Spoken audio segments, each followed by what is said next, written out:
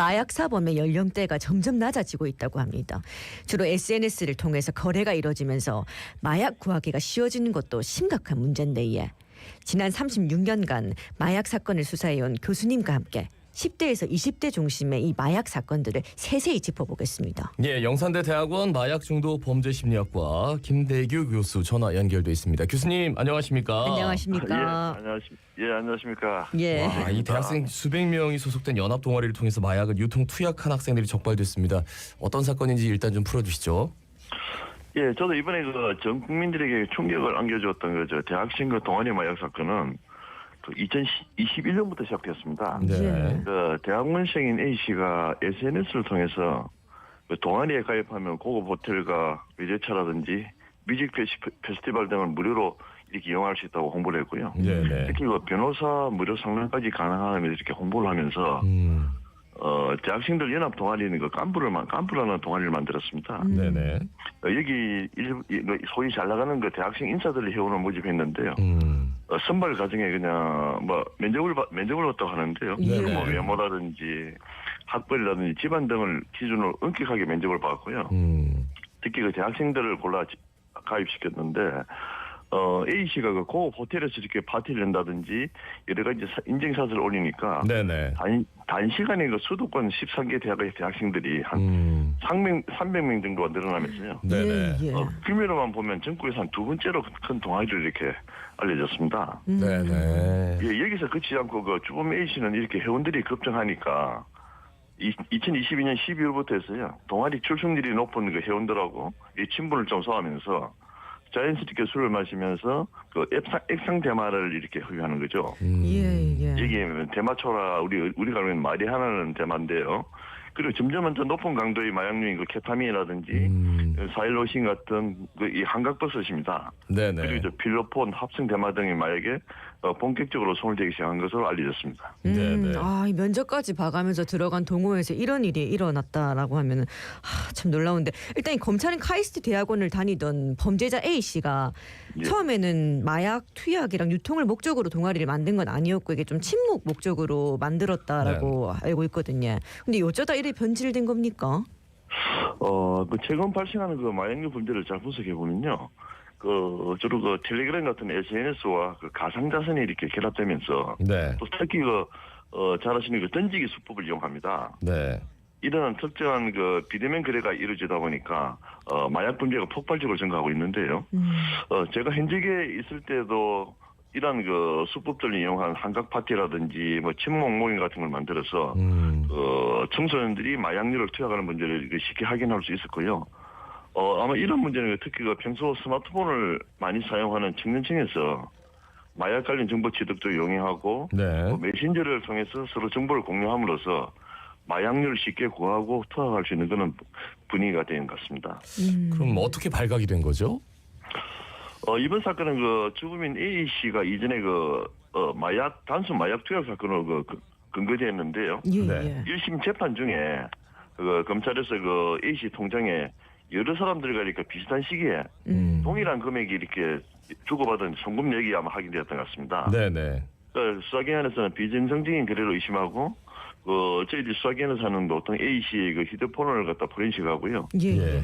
계좌라든지 가상자산 거래 내역들을 추적해가지고 마약 동아리 실체를 확인하고 추가 수사를 거쳐서 이 마약을 관련한 혐의점을 확인했던 것 같습니다.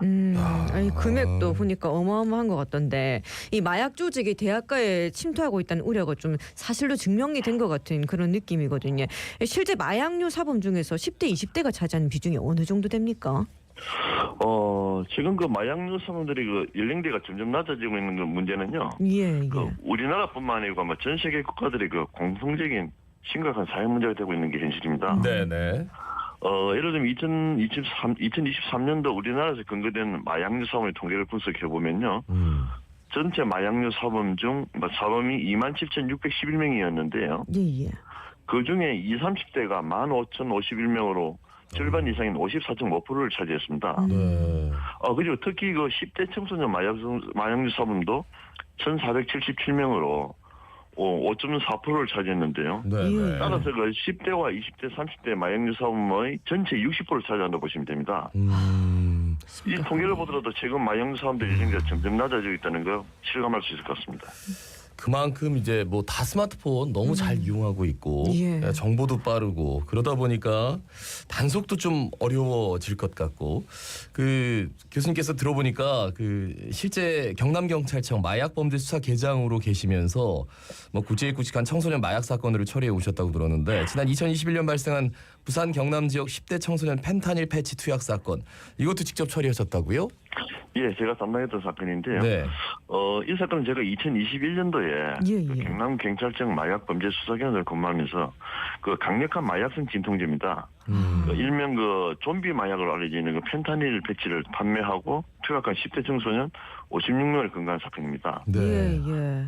당시 그 부산 그 경남 지역 고등학교 다니는 10대 청소년들이 그 관내 그 병원들을 찾아다니면서 타인의 신분을 도용합니다. 최근에는 병원에 그 진료를 받으려면 본인 신분을 제출해야 되지만은 이전까지는 그 본인 신분 확인이 없어도 이렇게 진료가 가능한 부분이었거든요. 예. 청소년들이 그걸 악용한 건데요. 그런 불법으로 펜타닐 패치를 처방받아서 약간의 가공을 거쳐가지고요. 그 패치 안에 들어있는 마약 성분을 흡입합니다. 네. 그리고 또 주변 친구들에게 10배 이상의 가격으로 판매한 혐의로 근거되었는데요. 저희들이 그 청소년들에게 이렇게 빠른 시간 내에 학생들 과정을 한번 살펴보니까 처음에는 친한 친구가 권유하는 패치를 호기심을 시작하죠. 네. 이후에는 중독으로 인해 갖고 사용 횟수가 계속 늘어나면서 결국 구할 수 없는 판매책인 친구에게 찾아가 구매를 하게 되고요. 네네. 그리고 구매 금액이 점점 올라가다 보니까 이후에는 직접 병원에서 불법을 처방받는 방법을 배우게 되죠. 그 배워서 직접 자기들이 처방을 받아서 사용하거나 또 다른 친구에게 판매하면서 단기간에 많은 학생들이 연루되었던 것입니다. 예, 이 학생들이 보니까 뭐 병원에서 처방해 준 거기 때문에 마약인지 몰랐다 이런 식으로 뭐 좀 얘기를 한 것 같던데 이런 의료용 마약 사건 사고를 좀 예방할 수 있는 그런 시스템도 좀 필요할 것 같거든요. 어떻습니까? 당시에 봤으면 청소년들이 실제 마약에 접근하는 이야기를 제가 궁금해서 뭐 수사도 했지만은 궁금하기도 해가지고 많은 이야기를 나눠봤는데요. 예. 대다수 청소년들의 이야기가 이 펜타닐 패치가 병원에서 의사가 처방하고 약국에서 판매하고 있으니까 그게 뭐 위험하지 않고 일반 의약품처럼 몇 번 사용하다가 내가 쉽게 끊으면 되겠다. 그냥 다 합법적인 의약품정도 쉽게 생각하는 부분이 있기 때문에 저는 이렇게 제가 앞으로도 이런 부분이 자꾸 청소년들이 문제가 될 것 같습니다. 우리가 보통 일반 대다수 국민들은 마약이라 그러면 뭘 생각합니까? 필로폰이라든지 그러니까 뭐 주사기 나오죠. 코카인. 뭐 이렇게 예. 가루 같은 거. 코카인, 헤로인 같은 뭐 아주 그냥 전통적인 하드코어적인 마약 이런 걸 떠올리는데 그치. 근데 매년 근거되는 마약류 사범을 분석해 보면요. 펜타닐이라든지 수면제, 식이옥지제 같은 병원에서 처방되는 마약류가 많이 나뉘게 일어납니다.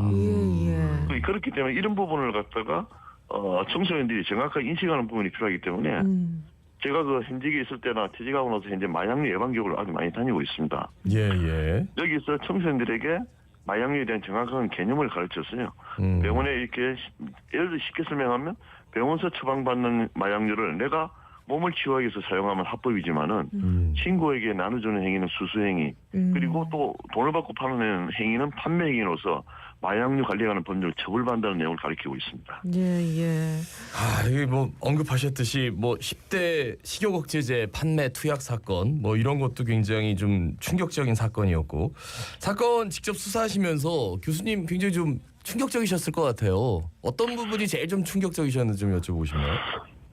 제가 그 마약 범죄 수사 업무를 한 8년 정도 했거든요. 예. 정확하게 뭐 일반 업무를 하면서 마약 사건도 처리했지만은 전문적으로 수사를 한 8년 했는데요. 당시에 그 10대 청소년 한 120명 정도 근거를 했습니다. 특히 그 이 마약성 진통제인 펜타닐 패치 사건을 하면서요. 충격을 받았는데요. 당시 그 10대 청소년들이 그 좀비 마약이라고 알려진 펜타닐을 이렇게 투약한 것도 좀 충격이었지만은 심지어 학교 내에서 투약한 사실하고 정말 심각성을 느꼈죠. 그 지금 제가 하고 있는 청소년 대학 대상 마약류 중독 예방 교육도 그때부터 시작하게 됐고요. 제가 보기에는 이 청소년 펜타닐 패치 사건이 우리나라 청소년 마약 문제를 수면 위로 끌어올린 계기가 되지 않았나 그렇게 생각하고 있습니다. 진짜 어떻게 보면 일상에 마약이 이렇게도 퍼져 있다는 거를 생각 이상으로 좀 퍼져 있는 거를 느끼게 된 것 같은데 그간 이 수많은 마약 사건이나 마약 사범들을 현장에서 직접 마주해 오셨을 텐데 이 마약이 참 얼마나 무서운 건지 좀 이런 사례와 같이 좀 중독 위험성에 대해서도 말씀을 부탁드리겠습니다. 네, 제가 그 심각성에 대해서는 제가 하나의 그 범죄 사례를 한번 말씀드리고자 하는데요. 예전에 그 제가 마약 범죄 수사 업무를 할 때 보면 112 신고 전화로 자기 아빠가 이 마약을 투약을 해가지고 가정 폭력 신고가 한 번씩 들어옵니다. 오. 예. 근데 지금 우리가 이 주변에 보면요, 마약 중독으로 인한 가장 큰 피해자가 제일 가까운 가족들입니다. 그렇겠죠. 그 당시에 아이들이 한 이야기가 자기가 제일 행복할 때가 아빠가 마약 투약하고 폭력 행사할 때는 아빠가 교도소에 가 있을 때가 제일 행복하다 이런 이야기를 듣고 제가 굉장히 충격을 받았었거든요. 예. 그리고 제가 그 투약자를 대상으로 해서 이렇게 한번 상담을 해보면요. 상담보다는 이제 이야기를 나눠보면 자기도 마약을 하면 안 된다는 걸 알고 있다. 위험하다는 걸 알고 있다. 하지만 내 마음대로 안 되는 걸 어떡하겠노. 마지막 하는 이야기가 아마도 내가 죽으면 마약이 끝날 것 같다는 이야기 들으면서 정말 이 사례를 보면요. 정말 마약은 위험하다는 걸 느낄 수 있었습니다. 그런데 이렇게 뭐 120명까지 수사를 해봤다라는 말씀을 해주셨는데 그 뭐 경찰이나 정부 정말 지속적으로 노력을 하고 있어요. 그런데 이 마약이 확산되는 그 속도를 따라가지 못하는 것 같아서 예, 마약 수사가 좀 어려운 이유가 있을까요? 맞죠. 마약은 어떻게 보면 대표적인 암수 범죄라 할 수 있습니다. 암수 범죄. 예. 숨어 있는 범죄 뭐 저희들이 근거를 해야 되지만은 실제 본인이 자기 돈을 주고 이렇게 마약을 구입해서 투약하는 과정 자체가 타인에게 노출되기가 쉽지 않거든요. 더군다나 또 마약 범죄자들이 근거되고 난 이후에는 서로 근거되면서 알게 된 범죄 수법 같은 걸 공유를 합니다. 아, 예. 특히 요즘은 그 대다수 마약 거래가 이렇게 텔레그램 같은 데서 이루어지기 때문에 네네. 저희들이 이제 추적 수사를 위해서 텔레그램 오픈 채팅방 같은 데 검색에 들어가면요. 뭐 경찰 추적을 피하기 위한 방법이라든지 수사 기법적인 종종 올라와 있는 걸 확인할 수가 있습니다. 예, 수사가 어렵긴 하지만 이거 좀 뿌리 뽑아야 되지 않겠습니까? 마약 맞습니다. 범죄 잡기 위한 대안은 좀 어떤 게 있을까요? 예. 저는 제가 생각하기에는요, 이 현재가 강력한 단속만으로는 마약 범죄를 절대 건절할 수 없다고 봅니다. 네네. 단순 투약자에 대해서는 범죄자가 아닌 게 치료가 필요한 뇌 질환자로 접근해야 될 것 같고요. 네네. 예. 따라서 치료가 좀 적극적인 치료가 필요할 것 같고, 한편으로는 밀반입이나 판매 사범에 대해서는 아주 강력한 단속과 처벌을 하고요. 특히 그 마약 판매 행위, 범죄 행위로 벌어들인 범죄 수익에 대해서는 끝까지 추적해서 몰수와 추징이 이루어진다면 예. 지금 현재 청소년이 가지고 있는 마약을 판매하면 돈을 쉽게 벌 수 있다는 생각에 경각심을 아주 줄 수 있다고 봅니다. 그러니까요. 단속도 단속이지만 처벌도 높여야 되지만 단순 투약자들을 좀 질환자로 바라보고 이들을 빨리 좀 치료해서 사회에 내보내는 과정. 그리고 지금 네네. 교수님 계속 예방 교육하고 계시다는데 정말 예방 교육이 중요할 것 같아요. 그죠? 맞습니다. 제가 현장에 다녀보면요. 예. 제가 처음 교육 들어갈 때와 나올 때 청소년들하고 대화를 해보면요. 마약에 대한 개념도 잡히고 저게 위험하구나. 저걸 하면 정말 처벌받는구나. 제가 이제 청소년 대상으로 이렇게 예방 교육을 할 때요. 네네. 그냥 마약의 위험성 이렇게 가르친 게 아니고 저는 나름대로 제가 어떤 그 주제가 있습니다. 오늘 말씀은 여기까지 들어야 될 것 같습니다. 다음에 그 주제는 말씀해 주시고요. 알겠습니다. 예, 알겠습니다. 영산대 대학원 마약 중독 범죄 심리학과 김대규 교수였습니다. 고맙습니다. 고맙습니다.